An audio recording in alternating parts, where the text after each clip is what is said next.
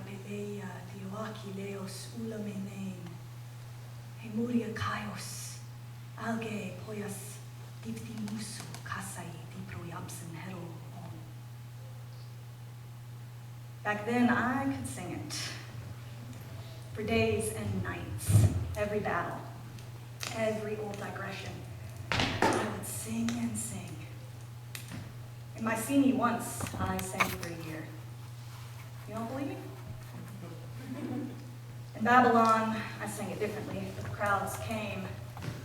In Alexandria, I started to notice a few empty seats, but still I sang it. Shorter though, 3 or 4 days. You know what went down really well? Gaul. Something about those people, they had a real taste for it. Of course, they were hard to control. They'd get up on tables and sing along, threatening to take the whole thing over. They went outside, screaming, building fires. Terrible. Every time I sing this song, I hope it's the last time. Muses, in the halls of Olympus, you are goddesses. You are everywhere. You know everything. All we hear is the distant ring of glory. Sing! In the old days, we would be in a tavern, or a bar, I guess you would say. It's always easier to talk about these horrors in a bar. This is the story of the Trojan War and of 2 great fighters, Hector and Achilles. Muses,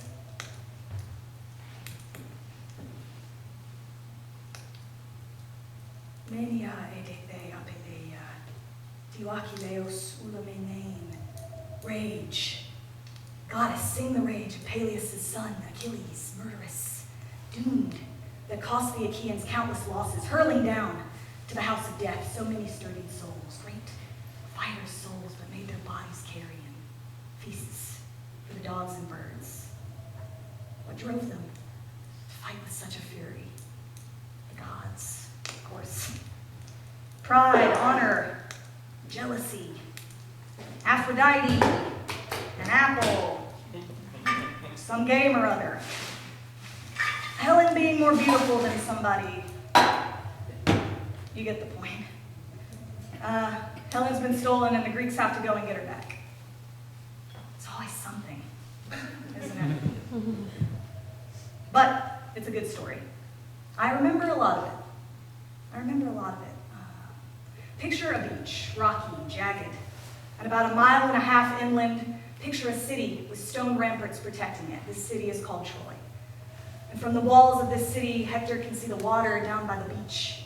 And in that water, there are hundreds of ships. It's crowded with all kinds of Greek ships. This is where my story takes place, ages ago. Who were the captains of those Greek ships? Who were the captains of Achaea, the massive troops? I could never tally. I could if I had 10 tongues and 10 mouths. If I had a heart made of me bronze. Yes, a heart made of me bronze. And if I could remember the names, that is, if I could actually remember everybody, sing in memory, all who gathered under Troy. The list of ships, the number of men on those ships. Muses? Here goes. First came the Boeotian units, led by Leotus and Peneleus. Arcesilaus and Prothoenor and Clonius shared command of the armed men of Hyria, rocky Aulis, Thespia, Brea, the dancing ring of Nicolesus. Men who lived around Harma, Lysia, and Erythrae. Copi, Eutresis, Thisbe, thronged with doves. It's coming back to me. Fighters from Coronea, Haliartus deep in meadows, the men who held Glesis and lived in Plataea, the men who held the rough-hewn gates of lower Thebes, Okeistus the holy, Poseidon's sun-filled groves, men from the town of Arne, green with vineyards. You don't know these places, right? But these names, they mean something to me.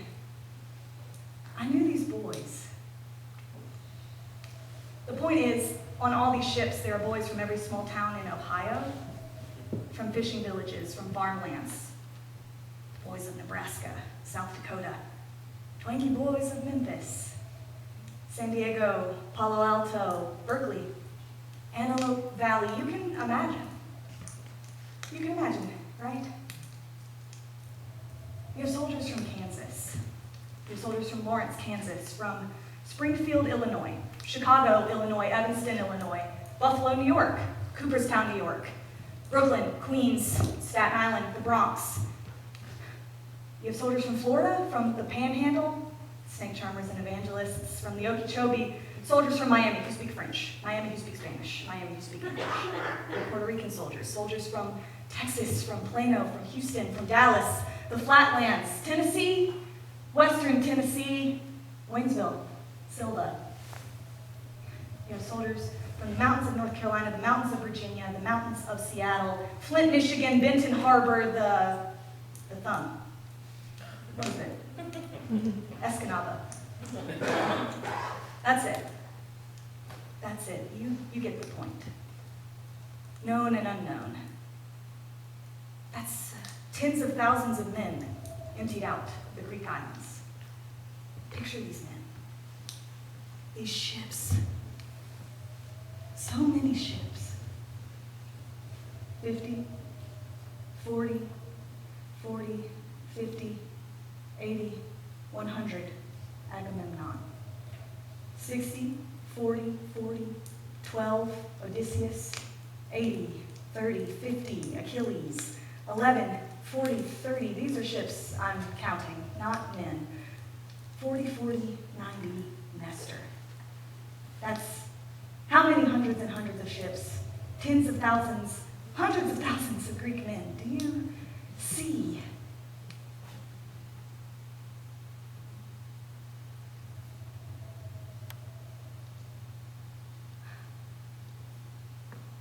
So here we are, 9 years. Muses, don't make me do this alone.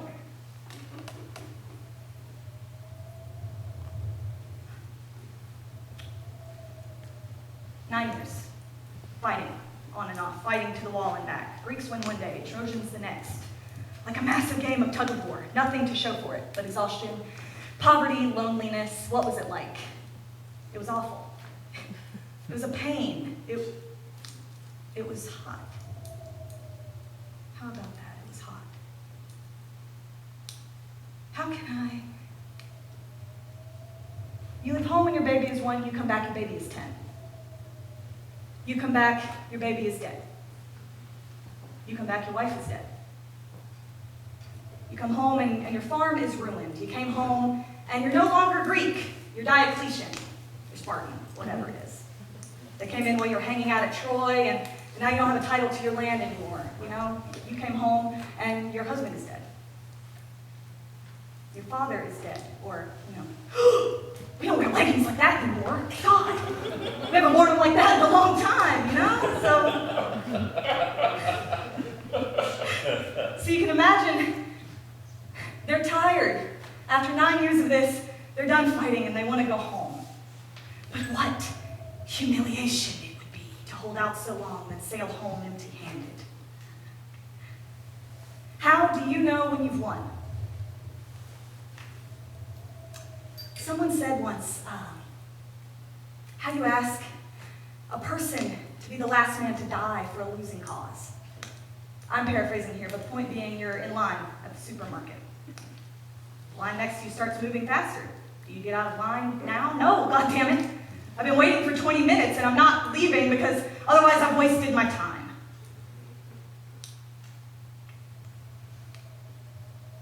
Courage, friends. Hold out a little longer. This whole time, the gods have been watching up on Mount Olympus.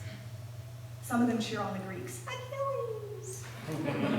Some of them cheer on the Trojans, Hector, like sports fans, you know? Achilles, Achilles, Hector, Hector, Achilles, Achilles, Hector, Hector. source of entertainment. They could not allow it to end. So they'd come down, they'd poke and prod and whisper. They made sure those battles kept raging. The old gods. You remember them? Zeus, Hera, Apollo, Athena. They haven't been around. Where did the old gods go? That's a song. Where do the old gods go when they die? I don't know. One is in the gin bottle. One's in the vodka bottle. Spirits. Athena. She's in the tequila. Athena tequila. Oh. The gods don't die. They change. They become us. They become our impulses, burrowing in. Lust. Aphrodite. Yeah. Mischief. Hermes. A good idea. Athena. Athena tequila. I'm good.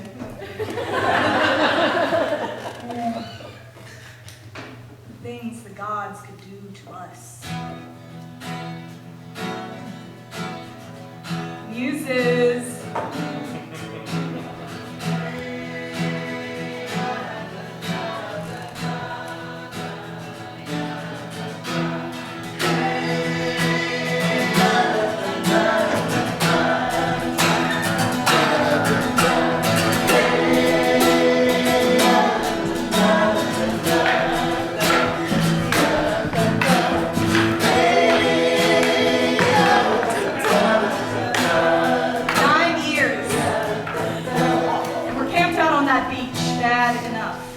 Suddenly it's night, and men are getting very sick. One minute they're polishing their boots, the next they're choking on black blood down the beach. There's a massive fire burning, but that fire is not wood, it's corpses. They're burning the corpses of men and mules and dogs. They've all been infected with plague. What is going on? I will tell you. We've angered the gods. Agamemnon, our leader, our commander, has taken as the spoils of war a girl. Gorgeous. 15 years old. And the girl is a daughter of a priest of Apollo. The priest piles a cart high, comes to Agamemnon, please take these gifts. This ransom, just give me back my daughter. Agamemnon says, no. The priest offers to pray for the Greeks. Agamemnon says, no. All the Greek commanders go to Agamemnon and beg him to release the girl. Agamemnon says, priest is heartsick. He goes to Apollo. Apollo gets mad. Have you ever seen an angry god? He takes these arrows and he dips the tips in sickness, plague, nasty stuff. The arrows clanged at his back as the god quaked with rage. Against the ships, he dropped to a knee, let fly a shaft, and a terrifying clash rang out from the great silver bow. Infection, disease, death. There's only one way to end the plague. Agamemnon has to return the girl. I won't give up the girl. He's the commander. No one's going to tell him what to do. So, the Greeks call a grand assembly. All the tribes, all the factions, all the warriors gather, and the meeting ground shook. Everybody buzzing like bees, you know? They're tired, they're angry, they're sick of the plague. Agamemnon sweeps in and the men start to yell, respect the priest, take the ransom, give back the girl. One voice yells, quiet, quiet, quiet, the king of men, Agamemnon, is speaking. Silence. Okay. I'll return the girl if that's what you all want. I'm not a tyrant. I can see it's best for everyone that I do. But fetch me another prize and straight off too. Else I alone and the Argives go without my honor. That would be a disgrace. The men start to murmur, because all the prizes have been distributed. There's nothing left. Someone's going to have to give up their prize, but suddenly a huge figure rises in the back. This is our man, Achilles. In the midst of all this misery, there's this one genius. Achilles is the greatest warrior to ever live. Bigger than Sinbad, bigger than Heracles. Who's the greatest living warrior right now? Better than him? It's not just that he's good at killing, it's that he's good at the art of war. You have to remember Achilles is superhuman, half mortal, half god. His mother Thetis is a sea nymph. He was raised by a centaur, all these amazing things. Like, what is it? He could talk to animals? The animals could talk to him. He could understand animals. His horse, what was the horse's name? One day, Achilles' horse sat him down. And he was like, Achilles was overeating. And his horse said, "Nay!"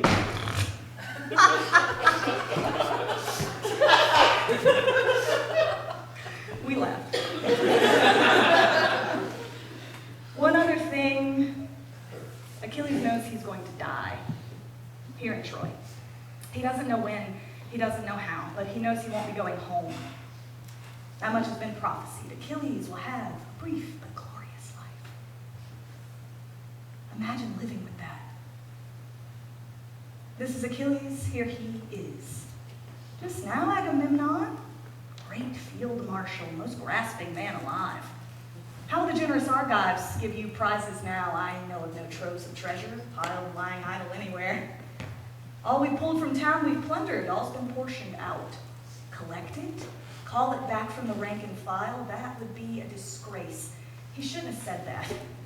The men all kind of shrink back, leaving Achilles to deal with our commander-in-chief alone. You can't talk to me like that, even if you are the bravest fighter we have. You're so gifted. You're such a great warrior. Don't forget, you're half god.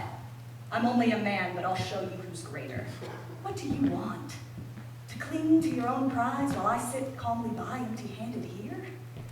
I'll take what I want. Give me Briseis.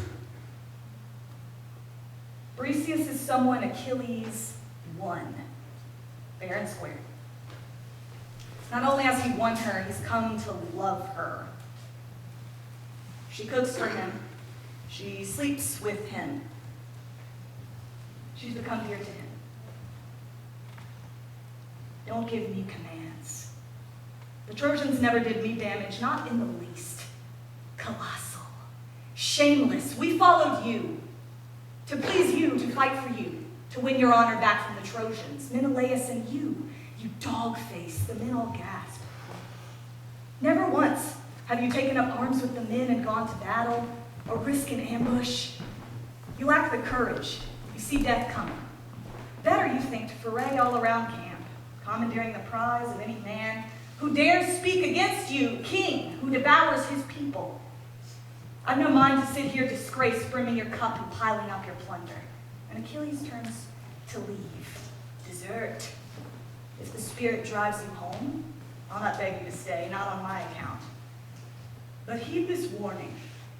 I'll be there in person at your tents to collect Briseis in all her beauty, your own prize.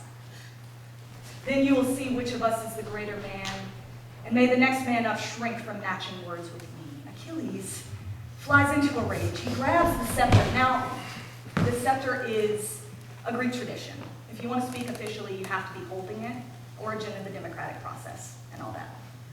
Achilles has the scepter and says, by this scepter, this mighty oak, that will never again flower, I swear I'll never fight again. Let all the Greeks die. Let all men be washed away, and not until you, Agamemnon, come to me on your knees, repentant, blubbering, wishing you'd never said these words. You can eat your words. You can eat your heart out. I'll never fight for you again. Trojan Hector will destroy you all. You dare humiliate me? And he raises his hand against Agamemnon. The Greek army is looking at him. What is he doing? When suddenly Achilles' head snaps back. And none of the other men can see what Achilles can see. Athena has him by the hair, and she whispers in his ear, hold back. You can't kill Agamemnon. And Achilles says, why? And Athena says, obey. Achilles has no choice. He takes the scepter and on the ground. Not really, but furious. None of you in this meeting will speak for me. See how you do without me. And he leaves. The whole Greek army is staring after him like. And Agamemnon says, who the fuck cares about him? This is the rage of Peleus' son, Achilles. That's how it starts. It's infuriating.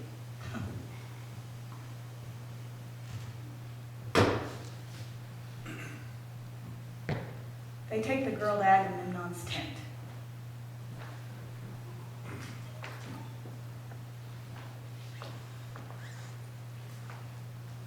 And Achilles wept. Slipping away from his companions, far apart, he sits on the beach of the endless gray ocean and scans the heaving sea. And the war rages on. But Achilles sits in his tent, waiting, fuming, batting against his own side, the Greeks.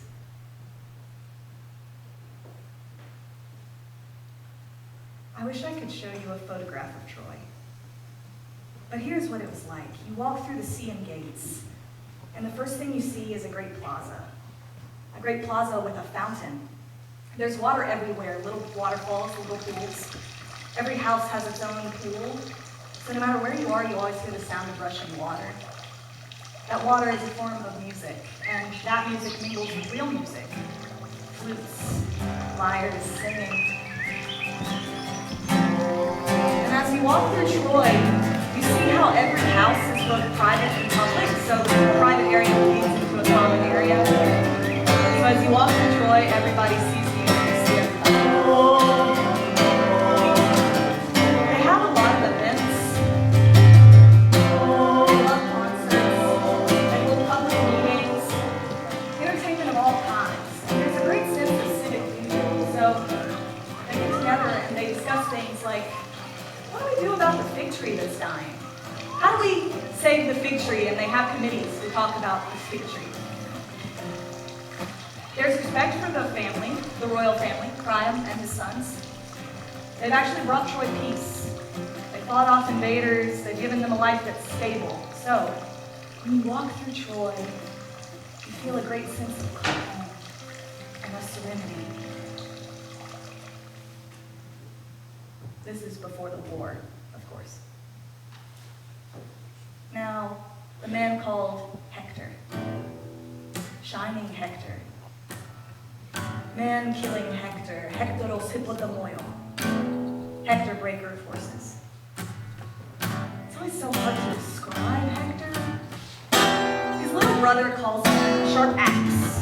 Sharp edge always keeping forward. He believes in institutions. He believes in country. He believes in his family, and he believes in the army. Isn't it funny how hard it is to describe a real man? He's a brave man, but deep down, he would rather be taming horses. But Hector is the eldest, and he has dozens of siblings, more than 50, by various mothers. I can't remember the names now. I'd have to look it up. It's written down somewhere. But one brother in particular, Paris. Every time Hector sees Paris, he can't seem to stop yelling at him. And for good reason. Paris was kind of... Paris actually made the case that it was better for him to be inside with the women than go out and fight. And even when he did fight, the once, Aphrodite swooped down, grabbed him by the nape of the neck, wrapped him in a blanket of fog, and tossed him back in Helen's bed. And he stayed there. That's who Paris was. It was something like, oh, but if I fight and they capture me, they'll hold me for ransom. That would put you in an awkward position. Better by far for me to stay here and live out my days knowing I'm a coward. And you can't fight with someone like that because he made the case for you. Like, you are a coward. But he's already called himself a coward. coward, so where do we go from here? Everyone always wants to hear more about Paris. Paris, tell us about Paris. Truth is, he's not that important. Yes, he stole Helen from Menelaus, and I did start the war, but he's not interesting. Not interesting to me anymore.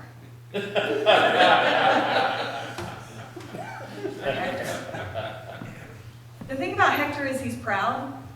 He won't let anyone else lead the charge for Troy, and they have allies, come from all over. But he won't let them lead their own tribes. He has to be in charge. Complicated. Full of hubris, but decent. He's a good husband and a good father. He's a lot like... And one terrible day, the Greeks are destroying the Trojans because the Greek army is full of all these great fighters, great Ajax and Diomedes. And even though Achilles won't fight, the Greeks are still winning because Athena, the gods, they've made a mess of things. Athena has actually put on her helmet and gone down and fought with the Greeks. She stabs her own brother Ares in the stomach. Ares goes crying to Zeus. It's a whole thing. A mess. But on this day, the Greeks are decimating the Trojans with the help of Athena, and they keep pushing them back against the walls. And Hector and his brothers are trying to hold their ground, but they keep getting pushed back. Hector starts to be afraid that the Trojan soldiers will give up, run away, hide behind the gates. So him and his brother decide that they need to get Athena on their side. Hector runs back alone to Troy to ask the citizens to pray to Athena. His mother Hecuba catches sight of him and runs to grab his hand. My dear child, home from the bitter fighting, look how they wear you out. But wait, I'll fetch you some honey-mellowed wine. When a man is exhausted, wine will build his strength. Mother, don't fetch me any wine. You'd sap my limbs, I'd lose my nerve for war. Go home and pray to the gods. Ask Athena to stop helping the Greeks. He runs on. Then they launched 1,000 ships. Helen, she stops him. Brother, dear to me, how I wish that first day my mother brought me into the light. Some black whirlwind had rushed me out to the mountains. But since the gods ordained it, all these desperate years, I wish I'd been the wife of a better man. But come in, sit with me, brother. You who are hit hardest by the fighting, you most of all. And all for me in that blind, mad Paris, the two of us. But Hector doesn't have time for this. The only one he wants to see is his wife, Andromache, and Astyanax, his son, who's 6 months old. He goes home, he can't find them. He looks everywhere. He's starting to panic. And finally someone says, they're in the tower up on the ramparts. He runs, helmet flashing, still in his armor. And there they are. His wife Andromache and his baby boy. Hector smiles. That's a rare thing. Hector, why are you staring at us? Have you forgotten how to speak? Why are you home in the middle of the day? Is the war over? No. It's a bad day for us. I've come home to start the prayers. Oh. Hector, listen to me. You're all I have. Achilles killed my brother, my mother, my father. Now all I have left is you and our child. I'm begging you. Stay on the ramparts. Why can't you draw your army up down there by the fig tree, where the gate is weakest? You know they've attacked us there 3 times. I can't retreat. I'd look like a coward. Even if I wake every night in a sweat, dreaming of you widowed and the boy. Hector reaches for the child, but Astyanax wails. Ah! What did I do? It's your helmet. Take it off. Take it off. Oh. Don't be afraid. It's only Daddy's helmet. Look, one day you'll wear a helmet just like this, and you'll be an even greater fighter than your father. You'll ride a big horse, a dark one. You'll fly through the air on that horse. You'll come home wearing the bloody gear of a mortal enemy you killed in battle. That's enough. Hector, reckless one, your fiery courage will destroy you. Have you no pity for him, our helpless son, or for me and the destiny that drags me down, now your widow so soon? Andromache, why so desperate? No man will hurl me down to death against my fate. And fate, no man alive has ever escaped it, neither brave man nor coward. I tell you, it's born with us the day that we are born. But if you just stayed home, I have to go. Give me a kiss, love. Now go home. Don't cry. Pray.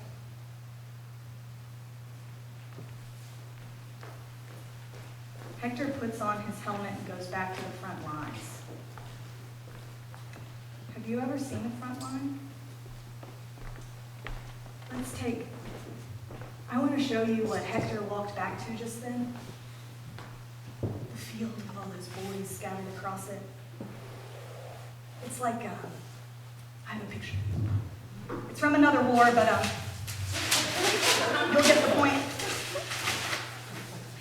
Okay, get it? This is the field outside of the trenches after a particularly bad day. This is from a war about 100 years or so ago, but bear with me. And at first you look across the field and you just think, well, that's just a bunch of bodies. But it's not. Because this is Jamie, this is Matthew, this is Brennan, Paulie, he's 19, 21, 18. Brennan had just gotten a scholarship to Oxford for his writing. His father's a postman. He was going to be the first one in his whole family to go to college, but he didn't. Do you see?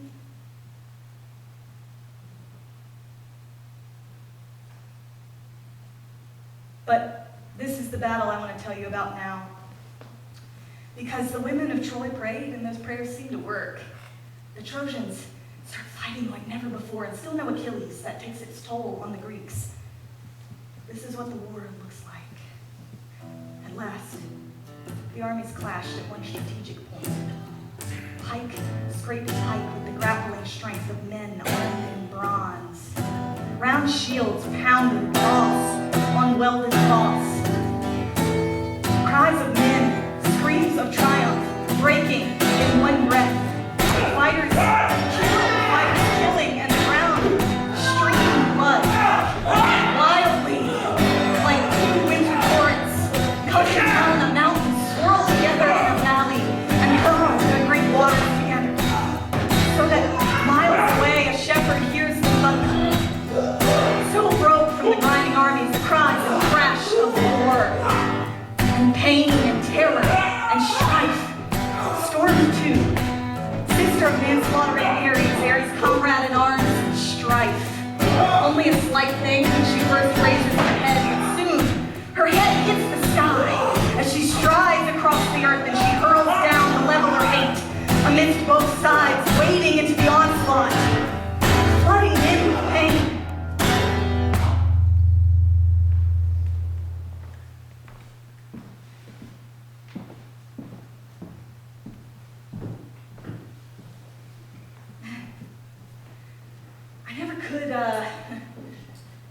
Come up with the right epithet for Patroclus.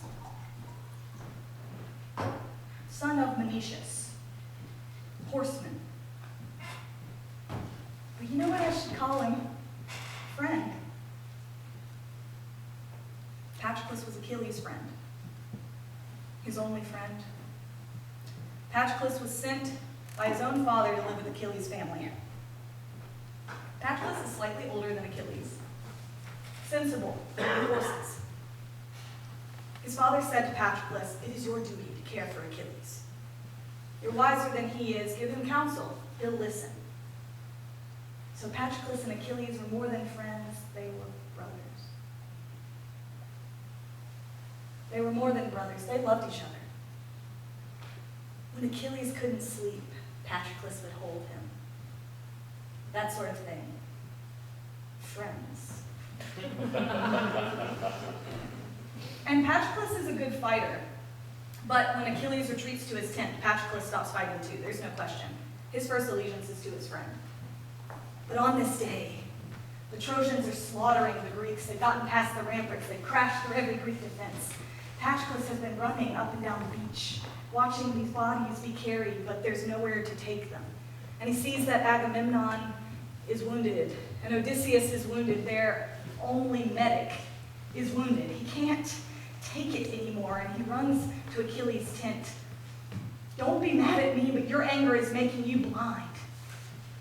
Can't you see how Hector is destroying us? Is your heart made of iron? If you won't fight, push the Trojans back and let me. Give me your armor. They might think I'm you. I'll take that chance. But you are wrong, and you'll be a fool if you don't fight this day. But I swore. I won't break my word. I won't fight for Agamemnon. The Trojans could come into my own tent. I won't fight. It's not about anger anymore. It's the thought of breaking my word. I can't do it. But you fight in my place. That's a good idea. The Trojans bear down on us, reckless, wild. Why? They can't see the glare of my helmet in their eyes. They see my armor, they'll think I'm back. Here, take it. My greaves, my breastplate, my helmet. But promise me this. Stop fighting once you push them back from the ramparts. Don't push close to the Trojan walls, not without me.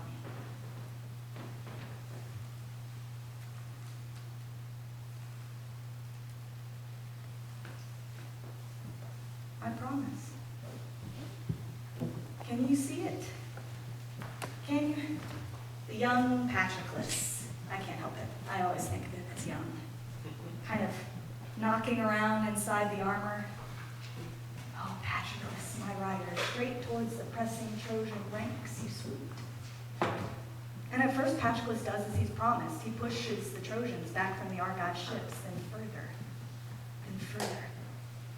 He's good at this, Patroclus. He never knew how good. He's gifted. He smells blood and bronze.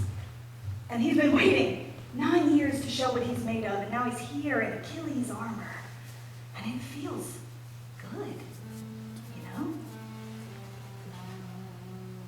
Do you know that feeling when you could kill somebody? You could tear their fucking head off. You could rend them limb from limb. The guy in front of you that cuts you off, you could ram him with your car. You don't care about the result, just ram him. And you can see the charred metal, and you can see the hulking thing, and you can see the airbag, and you hope that the airbag smothers him. And if it doesn't, that's all right. You'll get out and say, "You fucking idiot! Why'd you fucking cut me off?" Chest, stabbed his right jawbone, jamming the spearhead between his teeth. So hard, hoisted, dragged the Trojan, mouth gaping, fury bursting in his heart, flipping his head as he fell, dead. Lunging in, he throws a rock, strikes him right between the eyes, dashing the brows, and the eyes burst from the socket. Nothing can hurt Patroclus now. He's a killing machine, my God! Patroclus, like something superhuman. Patroclus and his men and bolt and rend raw flesh, a battle frenzy never dying in their hearts, gorging on their kills till their jaws drip red with blood, belching bloody meat until their bellies burst. It's a blur of kills. One man slashed, another gored, another hammered, splintered, sinew shredded, rip the belly, tear out his tongue. Another guy cracked through the bony socket, wrenched his whole fucking arm out, impaled, more, stabbed, whipped, chopped, slashed, hacked, hewed. The whole earth ran hot with blood, red death, and it feels good!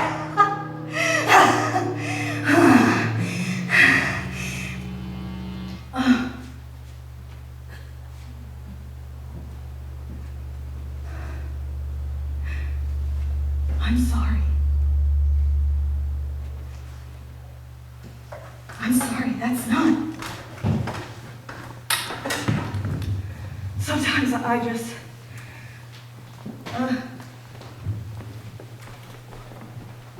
this is why I don't do this. This is why I don't do this.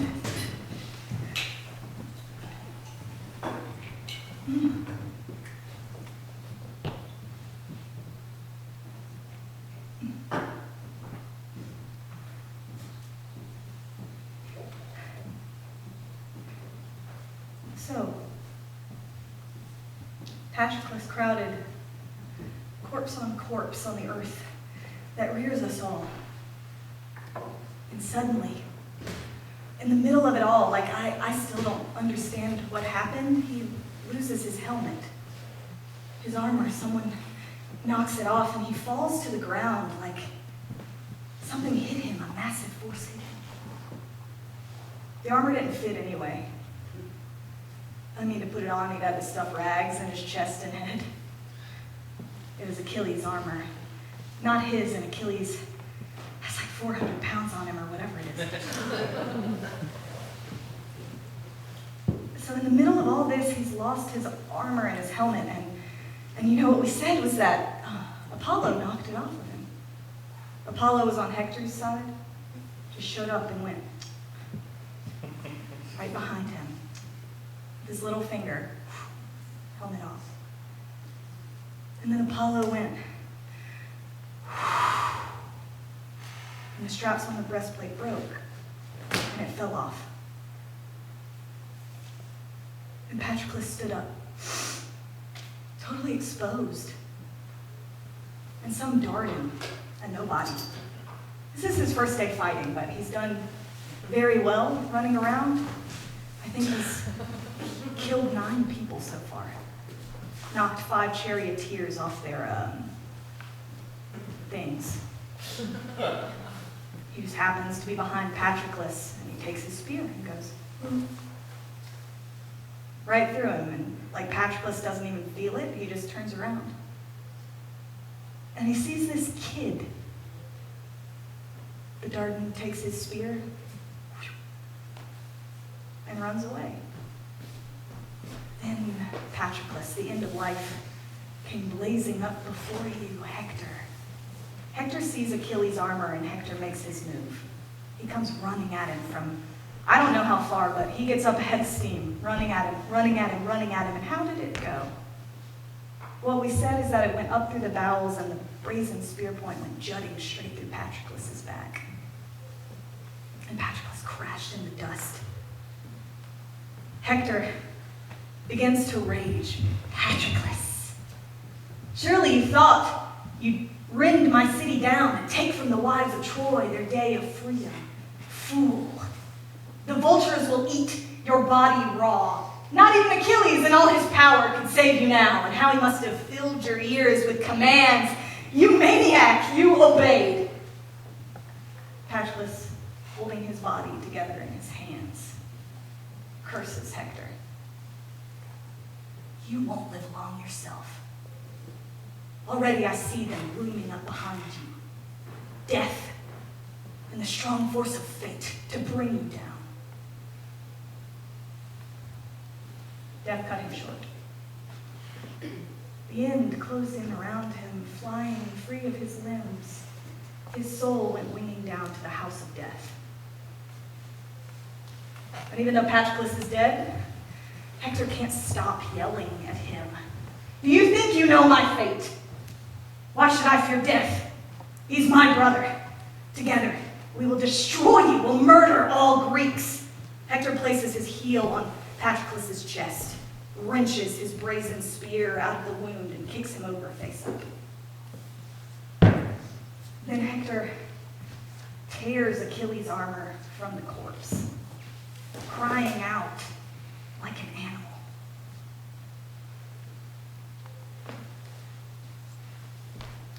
Hector is a good guy, an honorable man. But in this moment, well, that's how it happens. We think of ourselves, not me, I'm peaceful, I would never. But then, some trick in our blood rage.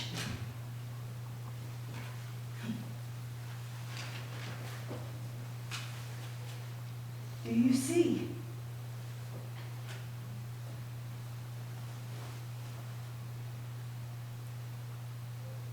A black cloud of grief came shrouding over Achilles. Overpowered in all his power, sprawled in the dust, Achilles loosed a terrible gut-wrenching cry, and his noble mother heard him. Here's what Achilles says to his mother. He's dead. And it's my fault I sent him out there. What do I do now?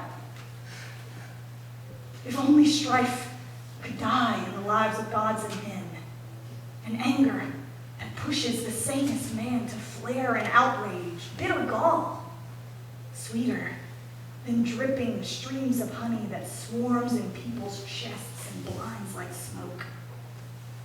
Like the anger that king of men Agamemnon rises in me now. Enough. Let bygones be bygones. What's done is done. Now I'll go and face that murderer head on. That Hector who destroyed the dearest life I know. Wait. Hector has your armor now. Sit here. Wait. And Thetis goes to Hephaestus, the god of fire. She begs him to make new armor for Achilles. Hephaestus flicks his hand and a tripod swings into place. He waves his hand again and 20 bellows begin glowing on the fires and the coals glow white hot. Again and again he waves his hand. Tin, bronze, silver, gold all fly through the air, plunging down into cauldrons to make new armor for Achilles.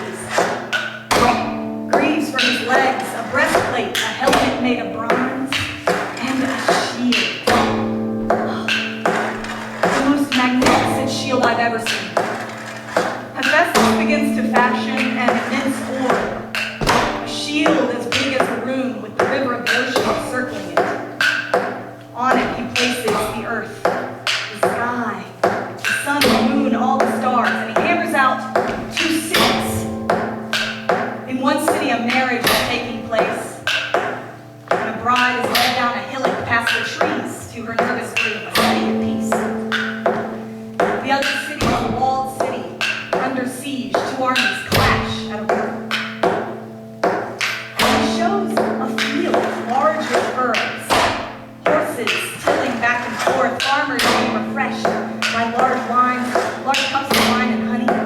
A farmer bringing home his cattle, and a lion attacks one of the bulls, and black blood pools along the bottom of the shield. A boy with a lyre playing heart-breaking music, the song of a dying day, boys and girls dancing together, and a crowd gathers around them, singing and dancing and laughing. This is Achilles' shield, and it shone with a beam. It went so far. It was like when you're a sailor and you look on the shore for a light. You guys have lighthouses, right? Right. Well, back then we just had like a guy up on the mountain. He'd be tending sheep or whatever, and he'd have like a lantern. And it would blaze the light out, and it would keep the sailors safe so they could see where they were going. And that's what Achilles' shield did. It just threw light out so far. Achilles dashed towards the city, heart racing, rushing on like a champion stallion draws a chariot, full tilt, sweeping across the plain in easy tearing strides. So Achilles ran, driving knees and legs. And Hector was the first to see him coming, surging across the plain, blazing like a star. And I don't have to tell you, do I? The tide has turned, of course. Achilles is back in the game. And the Greeks began decimating the Trojans, pushing them back against the walls, and there stood Hector, shattered shackled by his deadly fate, holding his ground, exposed in front of Troy on the Scaean gates. This is what he looks like. This is what he's thinking. No way out. If I could duck behind the gate, my army's destroyed.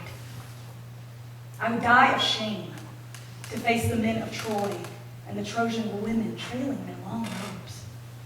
Better now for me to meet Achilles and kill him, come home alive, or else die by his hand in glory in front of the gates. But then he stops. Listen. What if I put down my studded shield and heavy helmet? What if I propped my spear against the ramparts and went just as I am to meet Achilles? I could promise to give Helen back, and all her treasures with her, all the riches that Paris hauled home to Troy and those hollow ships. And they were the cause of our endless fighting. And that's what we've all been thinking, right? Just give her back! Yes, yes. Return it all to the sons of Atreus now to haul home.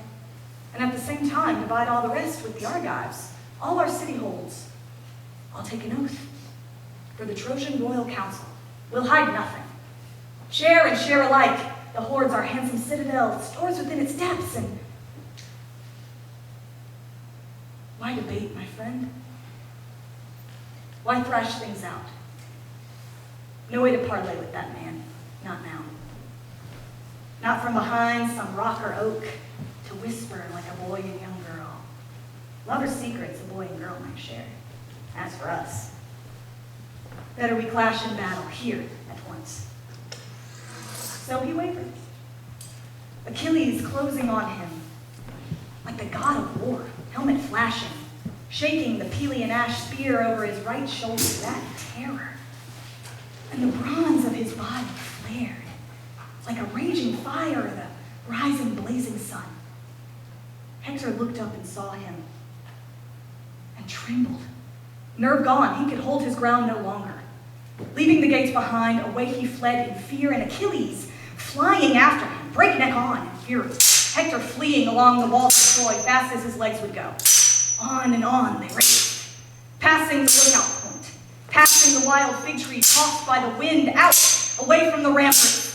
Down the wagon trail they careered, reaching the clear water where whirling Scamander rises past his double wellspring, bubbling strong. Past these they raced, one escaping, one in pursuit, and the one fleeing great, but the one escaping greater, even greater, mounting their pace like powerful stallions. So the two of them whirled 3 times around the city of Priam, sprinting at top speed, and Hector could never lose Achilles, the swift racer Achilles. Time again, he would make a dash for the Dardan gates, trying to fly under the ramparts. The men on the heights could save him, hurling spears, but time again, Achilles intercepted him quickly, forcing him out across the plains, always running alongside the walls himself, endless as in a dream. And when a man can't catch another fleeing on ahead, nor he escape, nor his rival overtake him. And how had Hector fled the fates of death so long? This is the scale that the gods use to weigh the fates of men. Zeus placed Achilles and Hector on these scales. These are real things, these scales. And down went Hector's day of doom, dragging him down to the strong house of death, and the gods left him. No more running, Achilles.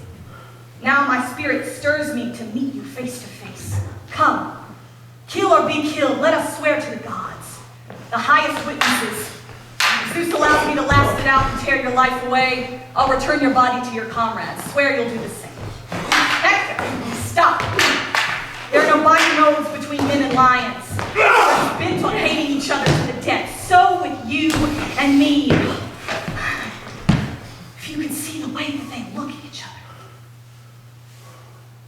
What do they see?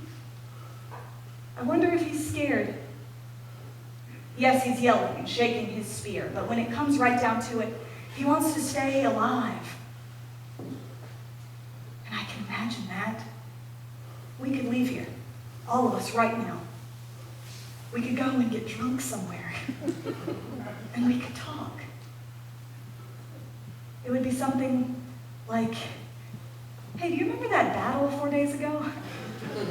You had us pinned against the wall and that spearman tossed your charioteer? That was crazy. Oh, yeah.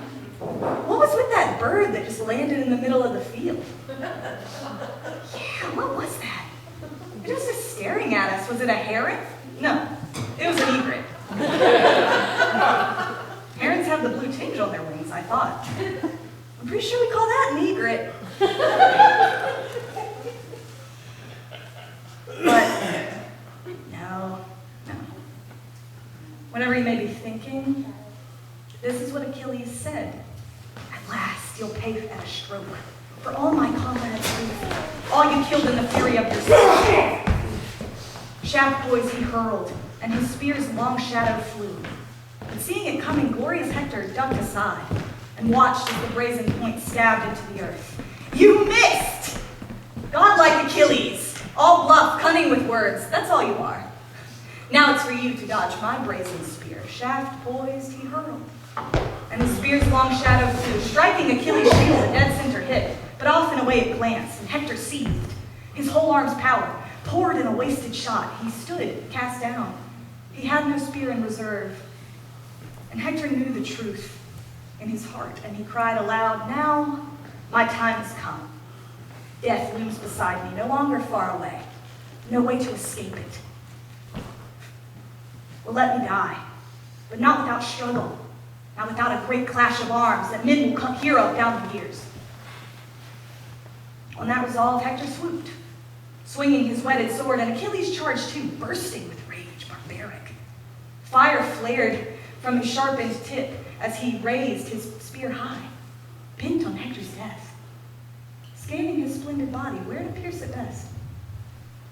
His flesh seemed all encased in armor, burnished, brazen. Achilles' own armor that Hector had stripped from Patroclus when he killed him. That's right. Hector's wearing Achilles' armor. So here's Achilles, spear in hand, and he's looking at himself, or an image of himself. And he's looking for weaknesses, and he knows exactly where it is, because it's his armor, one spot, lay exposed, where the collarbone lifts the neck away from the shoulder, the open throat, where the end of life comes quickest, there. Hector charged, and Achilles drove his spear straight through the temple. Achilles crashed in the dust. Hector crashed in the dust, and Achilles, godlike, gloried over him. Hector, surely you thought, when you stole Patroclus' armor, that you would be safe. Never a fear from me, far as I was from the fighting.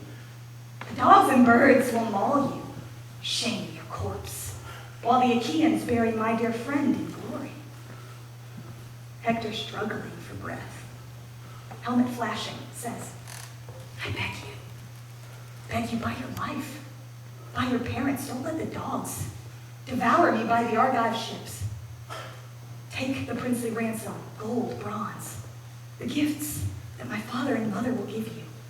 Give my body to friends to carry home again. Beg no more, you fawning dog. How I wish my anger would push me to hack away your flesh, eat you raw. Such agonies you caused me! Ransom? The dogs and birds will rend you, blood and bone. I know you well. Already I see my fate before me. Such iron in your chest, that heart of yours. Beware, or my curse will bring the gods' wrath on your head, the day when Paris and Lord Apollo, despite your fighter's heart, destroy you in front of the Scaean gates. Death cut him short. The end closed in around him. Flying free of his limbs, his soul went winging down to the house of death. Come, you sons of Achaea! Sing a song of triumph! We will march down to the ships, bearing his corpse on high. We've won great glory today. I've destroyed Hector, the man that the Trojans glorify in their city as a god. So Achilles triumphed, but he was bent on outrage, on shaming noble Hector. He pierced the tendons, ankle to heel behind both feet, knotted straps of rawhide through them both, and lashed them to the back of his chariot, leaving the head to drag. Mounting the car, he whipped his team, and they ran, holding nothing back, so that the man they dragged behind whipped up clouds of dust. And the dark hair swirled around his head so handsome once, while his whole head dragged through the dust.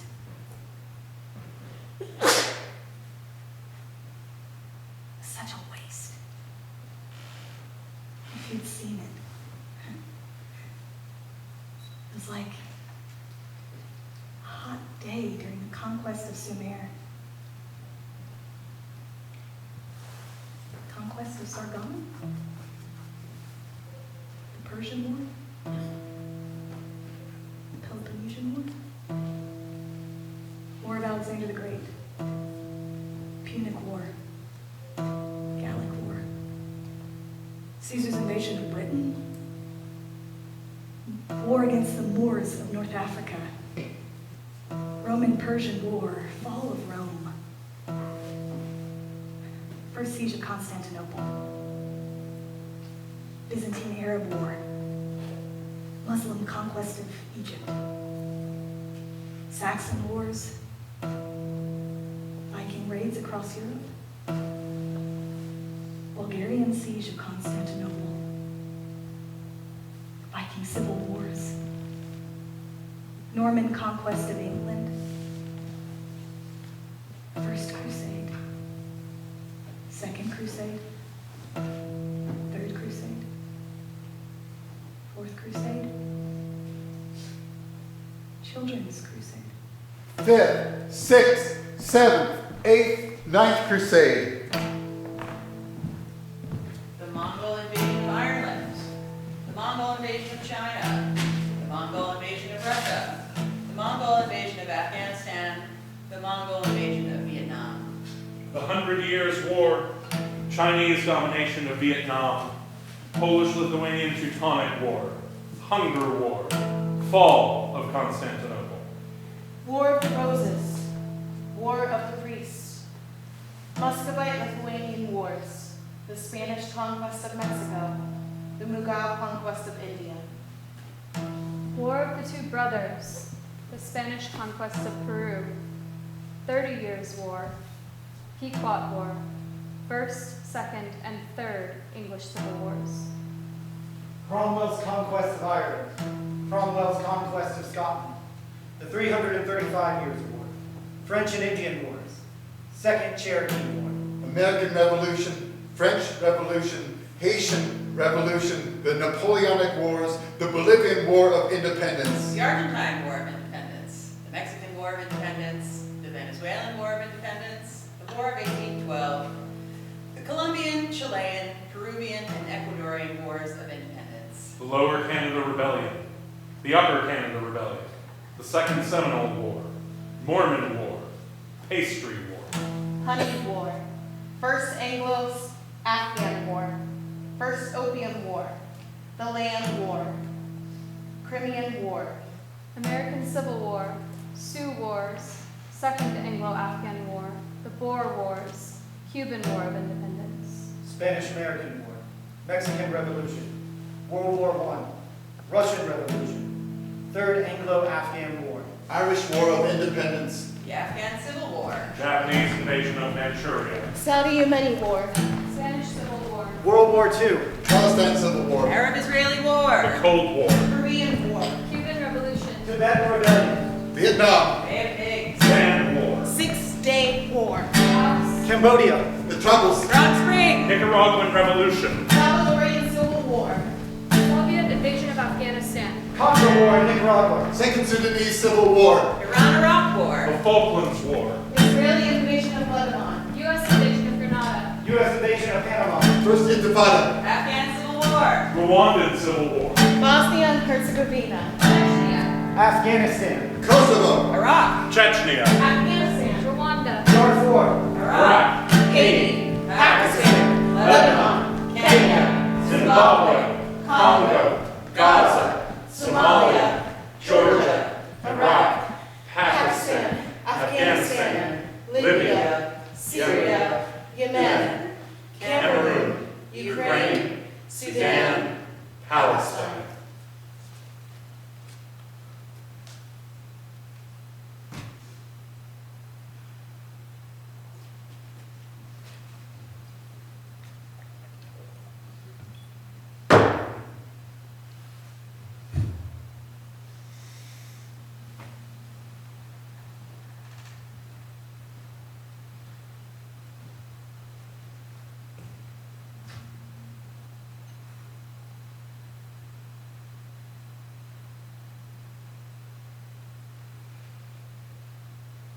Hecuba opens her mouth.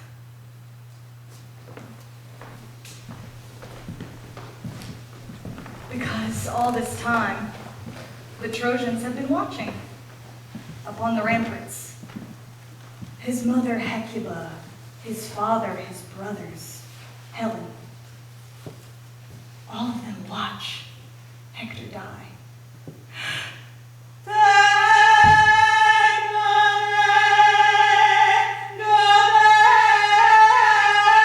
My child, my desolation.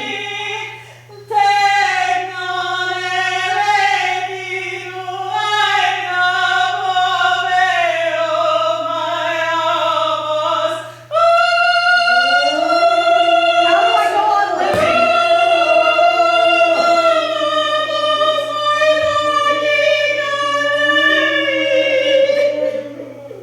Now pain and death have seized you, dragged you down. All across the ramparts, Hector's family wails with the grieving Hecuba. But his wife Andromache isn't on the wall. She's inside, weeping. She hasn't seen a thing. She's busy drawing him a bath. She's convinced herself of the idea that he'll come home and he'll need a bath. And she hears the women wailing, and she hears her mother-in-law. She knows that voice. She's never heard that voice sound like that before. And her heart starts to race and her legs go numb. Oh, I know it. Something awful is coming down on Priam's children. That's an awful moment, isn't it? It starts with a feeling or an intuition. A phone call at 3 o'clock in the morning. Or no phone call. Why isn't he home? It's late, he should be home. The plane should have landed by now, I should have heard something. She starts to walk to try to keep herself calm, to stop panicking. But she's getting that weird throbbing and her eyes go dim. She can't actually see where she's going. And she comes out, and before she can even ask a question, she looks out across the plain, and she sees Hector being dragged. And she starts to yell at him. Now you go down to the house of death and leave me here to waste away in grief and the boy only a baby. What help are you to him now that you're dead, Hector? What help is he to you?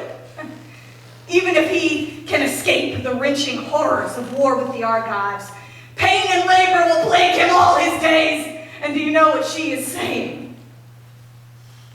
I told you so.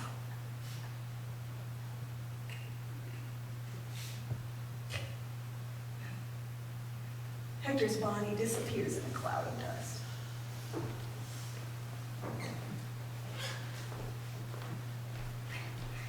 Achilles brings his prize and dumps it in the sand next to the Argive ships.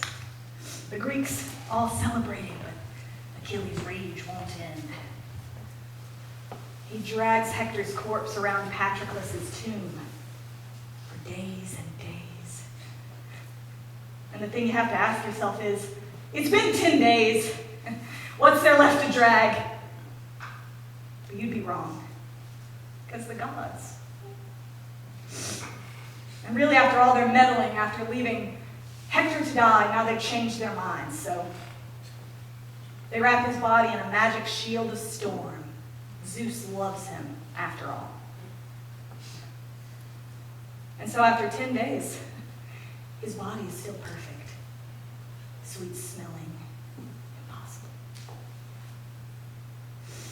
And for 10 days, the Trojans have watched the Greek camp, and they see the dust rising and the funeral pyres smoking. They hear the Greeks carousing and singing the songs of the triumph of Achilles. And so Priam decides to go, even though he's almost 80 years old. He's going to slog across the battlefields, go to the Greek camp. He's going to ransom everything. His kingdom, himself, all his riches, to get his son's body back. He leaves in the middle of the night with one old charioteer. It's dark and dangerous. And just as Priam and his driver start to get tired, a young man with fabulous sandals appears in front of him. Hey, old timer! What are you up to? You've crossed enemy lines. You're in Greek territory now. And with a wagon full of treasure, you've lost your minds. Listen, I'll help you. I'll show you the way. And Priam asks him who he is, but the young man just says, shh. They sweep unseen across the battlefield, past the ramparts, past the sentries, and they reach a huge gate that takes 8 men to open it normally. And the young man, their guide, simply whistles. And the gates fly open. Old man, I'll tell you who I am. I am Hermes, and I can go no further. And he's gone. Priam looks up to see Achilles standing up from his dinner table. It's like looking into the face of a deathless god. Breathtaking. Achilles, I'm sure you're surprised to see an old man here in your camp. I am Priam, king of Troy. I've come with this wagon, piled high. I will ransom everything. See how I kneel at your feet. I have endured what no one on earth has ever done before. I put to my lips the hand of the man who killed my son. And Achilles says, you amaze me, old man. Get up. Don't kneel at my feet. You have a father. How your father must be suffering. You're so far away. There's no one to take care of him. What would he do to have you home with him? I ask you now, as your father would ask me, give me my child. You know, I never cried before I came to Troy. But these past 40 days, I find myself crying every day. I have reason to cry, old man, and so do you. They both begin to weep. Priam for his dead son. Achilles for his aging father, so far away. For his dead friend, Patroclus. And for himself. Enough grief. Enough tears. Our tears will solve nothing. I'll never see my father again, and you can't bring your son back to life. Give me my son! You took him from me. He's rotting out there on the beach. I've had enough of this. Give me my son! Don't make me angry, old man. I'm sick with it. You don't know the way my heart is. Don't stir my rage, or I'll. And here's what I love singing. What I hope I can make you all see. Achilles, who is addicted to rage, as we all are when it comes right down to it. This fighting man feels the rage well up in his heart, and he just lets it go. He just goes,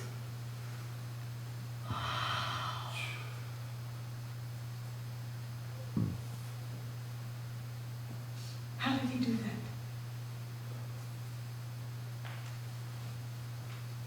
Achilles lets go of his rage, goes outside, and lifts Hector's body up in his own arms, lays him in his father's wagon.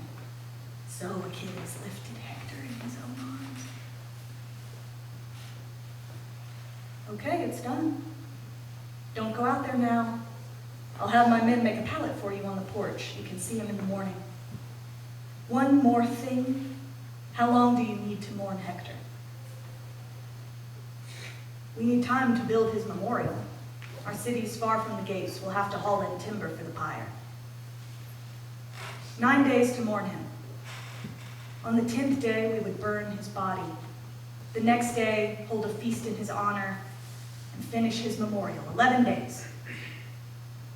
And then, it's absolutely necessary, we can fight again on the 12th day. Done. I'll make the Greeks stop fighting for 11 days. Put me to bed. Achilles takes Priam's hand and leads him out to the porch. And Priam slept, dreaming of the journey home. And Achilles slept, dreaming of his father. The Greek army slept, dreaming of the next day's battle. And the Trojan sentries guarding the walls of Troy fell asleep. The Trojan civilians slept. The Trojan soldiers slept. Way out in the countryside, the farmers and the shepherds and the animals fell asleep. On the Greek ships, the oarsmen and the slaves fell asleep, and even up on Mount Olympus, Zeus laid his head on Hera's shoulder, and even the gods fell asleep.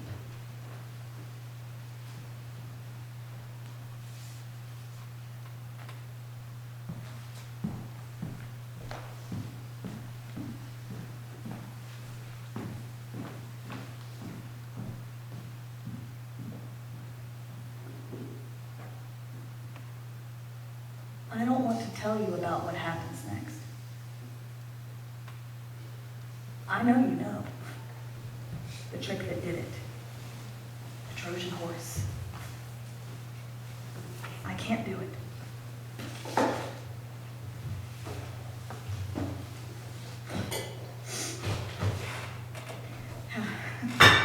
How the Greeks pretended to leave, and the Trojans rejoiced. They thought the war was over. That night, the Greek soldiers snuck out. The slaughter, the pillaging, the sack of Troy, I'm not telling that story. The song of the murder of Priam, the song of Achilles' death, the song of Hector's infant son thrown from the battlements. How the Greek soldier held him up in one hand. But this time the baby laughed. The helmet reminded him of his father. This time he thought it was a game. The sound of the boy's head splitting open on the pavement.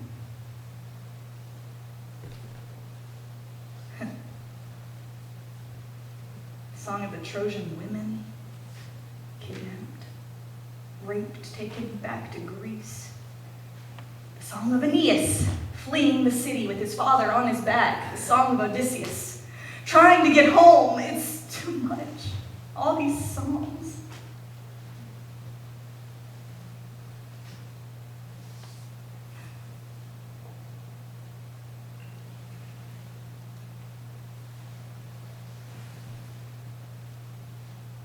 I will tell you this. Cassandra saw them first. Priam, the wagon, the body of Hector. And Priam told his people of the ceasefire. There would be no war for 11 days, and they could mourn Hector. They built him a pyre.